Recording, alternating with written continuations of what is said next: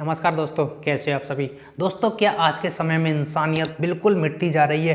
क्या लोग आज के समय में ऐसे ही बिना कुछ समझे, बिना कुछ देखे बारे ही सामने वाले को जज करने लगते हैं? क्या होने वाला है आज के समय में, इस गुजरते हुए दौर में आखिर क्या होने वाला है, आपको आज की इस वीडियो से पता चलने वाला है। दोस्तों, एक समय की बात है, एक बार एक व्यक्ति प्लेन में बैठे हुए थे और वो ऐसे व्यक्ति थे जिनका एक हाथ नहीं था और उनकी ही सीट के बराबर में एक लड़की बैठी हुई थी और वो लड़की उनको देख करके अपने आप को असहाय महसूस कर रही थी। कह रही थी, मैं इस प्लेन में इस तरह से बैठ करके नहीं जाऊंगी, मैं इस सीट पर बैठ करके बिल्कुल भी नहीं जाऊंगी। उसने एयर होस्टेस से कहा कि मेरी सीट किसी दूसरी जगह पर शिफ्ट कीजिए और मैं किसी और जगह पर बैठ करके जाऊंगी, मैं इस व्यक्ति के साथ में बैठ करके बिल्कुल भी नहीं जाऊंगी।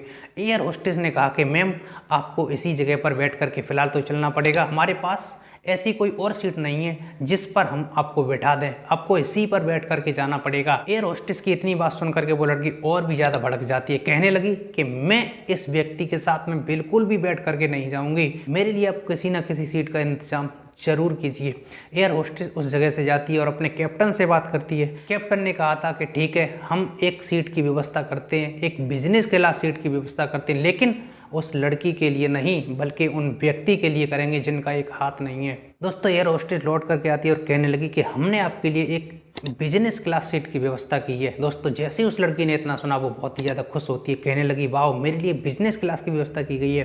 तो एयर होस्टेस ने कहा कि नहीं मैम, आपके लिए नहीं बल्कि आपके बराबर में जो ये भैया बैठे इनके लिए बिजनेस क्लास सीट की व्यवस्था की गई है, ये उस पर बैठ करके जाएंगे। दोस्तों, वो व्यक्ति खड़े हो जाते हैं और अपने बारे में बताने लगते, कहने लगे कि मैं सेना में भर्ती हूँ, मैं एक देश का फौजी हूँ और दुश्मन से लड़ते समय उसकी गोली मेरी बाह में आकर के लगती है और उसी समय से मेरी एक बाह कट जाती है, मैं एक बाह का रह जाता हूँ। मेरा जो एक हाथ है दुश्मन से लड़ते समय ही कटा है और मैं आज भी देश की सेवा कर रहा हूँ। दोस्तों, उन्होंने जैसे ही इतना कहा, सारे लोग खड़े होकर के तालियां बजाने लगते और उन्हें सलाम करने लगते हैं। उन्होंने कहा कि हम तो देश के लिए अपनी जान भी न्यौछावर करने के लिए तैयार हैं, हम तो अपने देशवासियों के लिए मर मिटने को तैयार हैं। हम बस यही चाहते हैं कि हमारे देशवासी हमेशा सुरक्षित रहें, हमेशा खुश रहें अपने घर पर, उन्हें किसी भी प्रकार की दुख तकलीफ ना हो। और इस तरह का बिहेवियर जब हमारे साथ में होता है तो बड़ा दुख होता है कि हम जिनके लिए अपना सब कुछ दांव पर लगा करके आए हैं,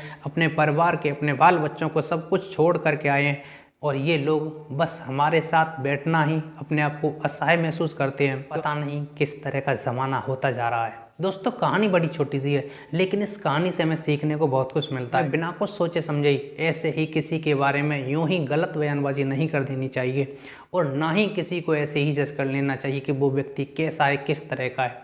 वो लड़की बिल्कुल शांत हो जाती है, उदास होकर के उसी जगह पर बैठ जाती है और उनसे माफ़ी मांगने लगती है, कहने लगती कि भैया मुझे माफ़ कर दो, मुझसे गलती हो गई। दोस्तों, आपने इस कहानी के माध्यम से क्या सीखा हमें कमेंट करके ज़रूर बताइएगा।